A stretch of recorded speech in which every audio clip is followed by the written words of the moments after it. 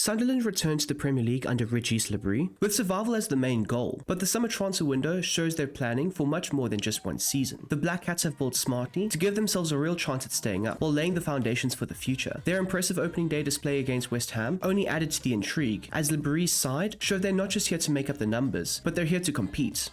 Régis Le Bris has set up Sunderland in a 4-3-3, but the system is anything but rigid. Throughout his time at the club, he's also leaned on the 4-2-3-1 and even a 4-4-2, showing his flexibility depending on the opponent. Against West Ham, the 4-3-3 stood out, reshaping into a 3-2-4-1 when in possession, with the one fullback tucking in while the other one pushed high up. The central midfield trio were constantly rotating, interchanging passes and drifting into different zones to open up space. At times, one of the number 8s would push forward, effectively transforming the shape into a 4-2-3-1 to help support the attack. This tactical fluidity was a major factor in Sunderland's opening day victory, and a sign of what Le Bris' side can bring to the Premier League.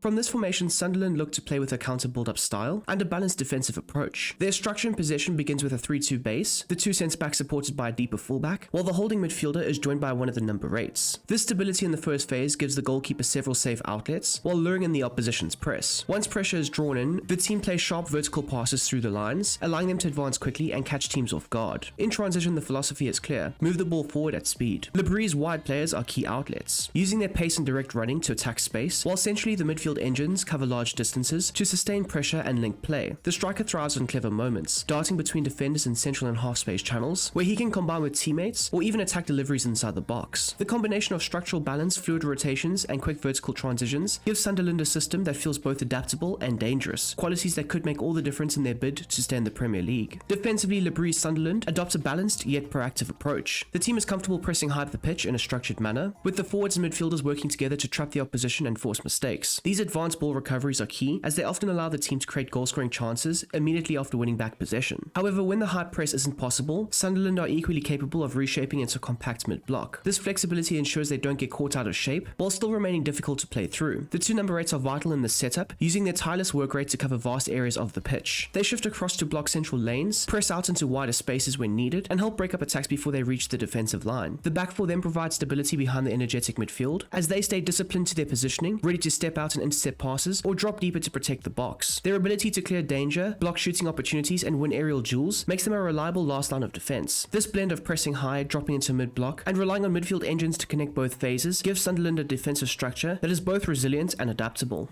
Between the posts, Robin Roofs is deployed as a balanced goalkeeper, staying close to his line to provide stability and consistency at the back. His shot stopping is a crucial factor in Sunderland's ability to keep clean sheets, where he'll come up with decisive saves against the opposition attackers. In possession, his distribution is tailored to the game's state. When building out, he looks to play short passes into the 3-2 structure, helping the team progress smoothly from the back. But if the opposition presses aggressively, Le Bris expects his goalkeeper to show strong game management, using longer passes to help bypass the press. These direct balls not only relieve pressure, but they can also spark quick transition opportunities, turning defensive situations into attacking chances. At the center of defense, Jensen Seelt and Dan Ballard operate as ball-playing centre-backs, but they will have slightly differing responsibilities. Seelt is more progressive of the two, capable of stepping high up the pitch with the ball and even contributing to wide overloads when the side look to advance. Ballard, meanwhile, holds a deeper position, providing security by covering the space that Seelt may leave behind. Both are comfortable under pressure and play a key role in the Black Cats' build-up, using incisive line-breaking passes to find midfielders, or when the opportunities arise, sending longer balls into space for runners to exploit. Defensively, their focus remains sharp, staying touch-tight to opponents, winning duels and breaking up attacking moves, making them vital to the team's solidity at the back. The fullbacks being Reinildo and Trey Hume play crucial roles in both Sunderland's wide attack and defensive structure, but this pairing will also have different responsibilities. On the left, Reinildo operates as a balanced wingback, frequently making attacking runs down the flank, where he'll either overlap or underlap the winger, and this will be to help create extra passing options and combinations. In these advanced positions, he is a crossing threat and an important contributor to goal-scoring opportunities through clever interplay. On the right, Hume functions as a balanced fullback with similar attacking potential, but he often assumes a slightly more restrained role to support the back three and maintain structure during build-up play. Both fullbacks must remain vigilant defensively, constantly tracking back to regain possession or protect the wide areas, ensuring the side remains solid while still posing as an outlet in attack. The midfield trio of Noah Siddiqui, Granit Xhaka, and Habib Diarra forms the core of Sunderland's engine room, as this three-man unit will provide stability and creativity while driving the team forward. Siddiqui will be deployed as a deep-lying playmaker, striker with a strong build-up focus. He often drops alongside Xhaka to act as a pivot during the first phase of play, offering a reliable passing option and helping the team maintain possession under pressure. Beyond his defensive duties, Siddiqui is capable of venturing forward into central spaces, participating in rotations, and linking up with the attacking players around the box to generate goal-scoring opportunities. His ability to move intelligently between defensive and attacking zones makes him a key connector in the squad. Xhaka, operating as a deep-lying playmaker with a roaming focus, brings a unique combination of leadership and technical ability. He moves fluidly across the central areas, orchestrating the team's tempo with his range of passing, while ensuring Sunderland maintains structure and balance. His vision allows him to progress the ball through short passing sequences or long line-splitting balls to unlock defenses. Xhaka's influence extends beyond build-up. He is crucial in transitioning from defense to attack, dictating the flow of the game, and acting as a stabilizing presence in the middle of the park. Diarra complements the duo with his dynamic box-to-box role. He contributes defensively by pressing and covering central areas when the team is out of possession, while also being capable of surging forward to support attacks. He can powerfully carry the ball into the opposition's half, which does make him a constant threat in transitional play. Diarra often combines with the wide players or penetrates into the box, creating overloads and providing additional attacking options. This versatility allows him to function as an auxiliary attacking midfielder, and when Siddiqui drifts forward, Diarra will maintain a critical presence in the central midfield to aid in the build-up and defensive coverage. The front three of Simon Adingra, Eliza Mayenda, and Kemsdean Telby serve as Sunderland's primary offensive outlets, specifically on the counter-attack where their pace and movements can stretch opposition defenses. The two wingers, being Adingra on the left and Telby on the right, are deployed as balanced wingers, tasked with maintaining width and exploiting the flanks. They will frequently look to isolate opposing fullbacks, creating one-on-one situations to generate attacking sequences. Beyond staying wide, both wingers are encouraged to drift into central areas with driving runs, opening space for advancing fullbacks to push high and maintain the team's width. This dynamic interplay between the wide attackers and fullbacks allows Sunderland to overload those areas of the pitch and create multiple passing options in both central and wide zones. Adingra and Telby also serve as key transition outlets. With their speed and ability to carry the ball, they can exploit spaces left by the opposition in moments of quick turnover, creating immediate goal-scoring opportunities. Their combination of pace, dribbling, and intelligent movements ensures the side can effectively stretch the game vertically and horizontally, keeping defenses unsettled. At the center of the attack is Mayenda, operating as a support poacher. The Spaniard's role is pivotal in linking play between the midfield and the front line, where he'll make clever runs in behind the opposition's back line and target gaps between the defenders. While he contributes to pressing and helping the team regain possession in the advanced areas, Mayenda's primary focus is to be the focal point in the box. He thrives on service from wide areas, making him an ideal target for crosses and cutbacks. His positioning and timing allow him to capitalize on offensive opportunities, whether finishing chances off himself or creating space for his teammates.